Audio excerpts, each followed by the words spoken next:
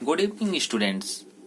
BK Mishra sir की online class में आप सभी का स्वागत है।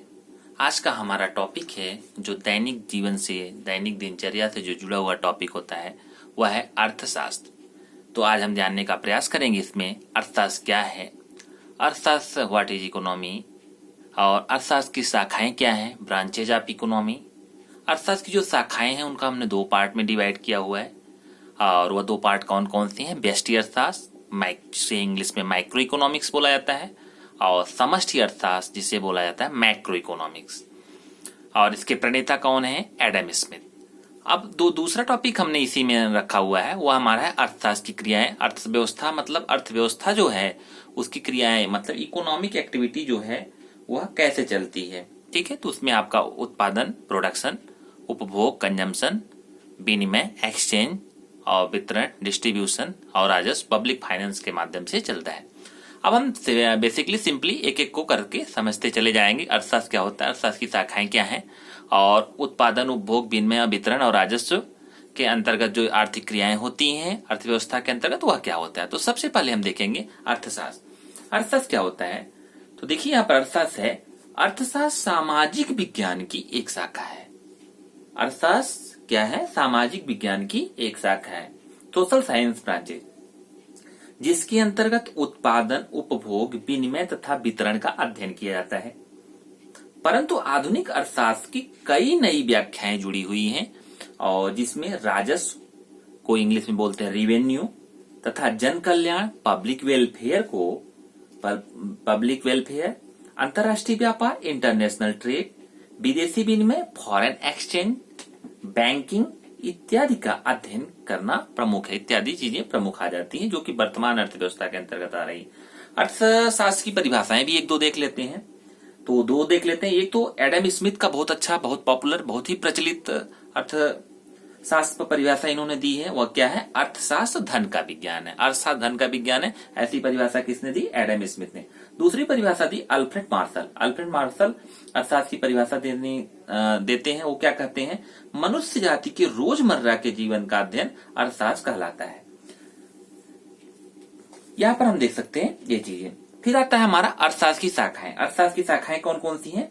अर्थशास्त्र की दो शाखाएं बताई गई हैं, एक व्यष्टि अर्थशास्त्र, दूसरा समष्टि अर्थशास्त्र। व्यष्टि और समष्टि क्या होता है? ठीक है, व्यष्टि माइक्रो छोटा, और समष्टि माने संपूर्ण व्यापक। तो हम दो तरह से यहाँ देखेंगे, व्यष्टि क्या होता है और समष्टि क्या होता है। व्यष्टि और समष्टि के अंतर्गत जो चीजें आती हैं उसको आप देख लेते हैं। हम तो यहाँ एक समय देख लेते हैं कि व्यष्टि और समष्टि में अंतर क्या होता है, डिफरेंस है दोनों के बीच देख लेते हैं। तो देखिए, व्यष्टि अर्थशास्त्र में व्यक्तिगत आर्थिक इकाइयां का अध्ययन किया जाता है, व्यक्तिगत मतलब पर्सनल। दूसरा है समष्टि अर्थशास्त्र में क्या किया जाता है?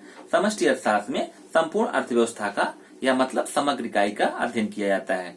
ठीक है, अब व्यष्टि अर्थशास्त्र को देख लेते हैं। व्यष्टि अर्थशास्त्र में केवल एक व्यक्तिगत इकाई की आर्थिक क्रियाओं का अध्ययन किया जाता है। उदाहरण के लिए देख लेते हैं, जैसे एक उपभोक्ता का व्यवहार एक उत्पादक अथवा एक फर्म द्वारा उत्पादन, क्रिया आदि अनेक आर्थिक ऐसी आर्थिक क्रियाएं हैं जो व्यक्तिगत आर्थिक इकाई से संबंधित हैं। इसे हम बोलते हैं व्यष्टि अर्थशास्त्र। दूसरा आता है समष्टि अर्थशास्त्र, जिसको बोलते हैं माइक्रो इकोनॉमिक्स। माइक्रो इकोनॉमिक्स क्या है? तो समष्टि अर्थशास्त्र संपूर्ण अर्थव्यवस्था के स्तर पर आर्थिक क्रियाओं का अध्ययन करता है। उदाहरण के लिए समष्टि अर्थव्यवस्था के अंतर्गत क्या क्या आएगा, तो यहाँ पर हम देखते हैं, यहाँ पर राष्ट्रीय आय, राष्ट्रीय बचत, राष्ट्रीय विनियोग, कुल रोजगार, कुल उत्पादन और सामान्य कीमत स्तर आदि का अध्ययन किया जाता है समष्टि अर्थशास्त्र, जिसको बोलते हैं मैक्रो इकोनॉमिक्स। अब आता है व्यष्टि या सूक्ष्म अर्थशास्त्र की शाखाएं कौन कौन सी हैं। व्यष्टि या सूक्ष्म अर्थशास्त्र जिसे माइक्रो इकोनॉमिक्स बोलते हैं। तो यहाँ पर देखिए, पहला जो है वस्तु कीमत सिद्धांत, जिसको प्रोडक्ट प्राइसिंग थ्योरी कहते हैं। दूसरा है साधन कीमत सिद्धांत, जिसको बोलते हैं फैक्टर प्राइसिंग थ्योरी। तीसरा है आर्थिक कल्याण का सिद्धांत, जिसको बोलते हैं इकोनॉमिक वेलफेयर थ्योरी। अब जो वस्तु कीमत सिद्धांत है, कीमत सिद्धांत डिमांड एंड सप्लाई की जो बात की जा रही है, तो वस्तु कीमत सिद्धांत के दो पार्ट है। पहला है मांग का सिद्धांत, जिसे बोलते हैं लॉ ऑफ डिमांड। दूसरा है लागत तथा उत्पादन का सिद्धांत, जिसे बोलते हैं प्रोडक्शन एंड कॉस्ट थ्योरी। दूसरे कॉलम में आइए, जो यहाँ पर व्यष्टि सूक्ष्म शास्त्र की जो शाखा थी उसे बोलते हैं साधन कीमत सिद्धांत, जिसे बोलते हैं फैक्टर प्राइसिंग थ्योरी। यह क्या है? तो इसमें चार चीजें आती हैं।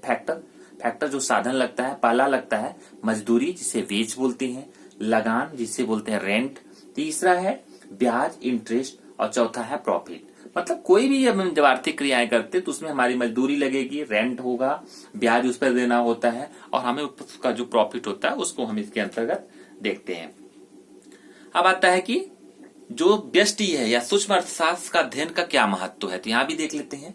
संपूर्ण अर्थव्यवस्था के ज्ञान के लिए यह आवश्यक है, मतलब necessary to study the economic as a whole. दूसरा है आर्थिक समस्याओं के निर्णय में सहायक है, helpful in the determining economic problem. Third है आर्थिक नीति के निर्धारण में सहायक है, helpful in a policy formulation. Fourth है व्यवहारिक अर्थशास्त्र के ज्ञान में सहायक, helpful in understanding the problem of applied economy.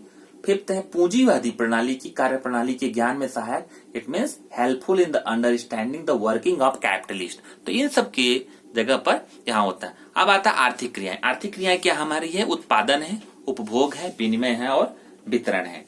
अब एक चीज और भी है, उत्पादन करना है आपको, तो उत्पादन करने के लिए आपको क्या होनी चाहिए? सबसे पहले पूंजी होनी चाहिए, मतलब भूमि होनी चाहिए, लैंड होना चाहिए। लैंड पर आप क्या लगाएंगे? पूंजी लगाएंगे, कैपिटल लगाएंगे। फिर वहां पर जो वर्कर्स आएंगे, श्रम आएंगे, वो उनका मेहनत होगा। फिर कोई संगठन ऑर्गेनाइजेशन होगा, फिर उद्यमिता होगी, एंटरप्रेन्योरशिप होगी। तो इसके माध्यम से आपका कोई भी प्रोडक्ट तैयार होगा, उससे आपको प्रॉफिट लास्ट में मिलेगा। अगला हमारा आता है इकोनॉमिक एक्टिविटी। आर्थिक क्रियाएं क्या है? तो आर्थिक क्रियाओं को एक बार देख लेते हैं। आर्थिक क्रिया अर्थशास्त्र की अध्ययन सामग्री की एक महत्वपूर्ण घटक है। इसका मतलब असीमित आवश्यकताओं व सीमित साधनों से, असीमित आवश्यकताओं तथा सीमित साधनों से जुड़ी सभी आर्थिक क्रियाएं अर्थव्यवस्था की अध्ययन सामग्री के अंतर्गत सम्मिलित की जाती हैं। It means all economic activities arising out of unlimited wants and scarce means और included in the subject matter of economic. आधुनिक अर्थशास्त्रियों के अनुसार क्या है आर्थिक क्रिया? उस क्रिया को आर्थिक क्रिया कहते हैं जिसका संबंध मानवीय आवश्यकताओं को संतुष्ट करने के लिए सीमित साधनों के उपयोग से होता है। और आर्थिक क्रियाएं क्या होती है? उपभोग, उत्पादन, विनिमय और निवेश, consumption, production, exchange and investment. तो इन सबको हम देखते हैं। तो आपको यह अर्थशास्त्र का वीडियो कैसा लगा? आप तो उसे आप लाइक, यदि आपको अच्छा लगा तो आप इसे लाइक करें, शेयर करें और सब्सक्राइब करें। Thanks for watching.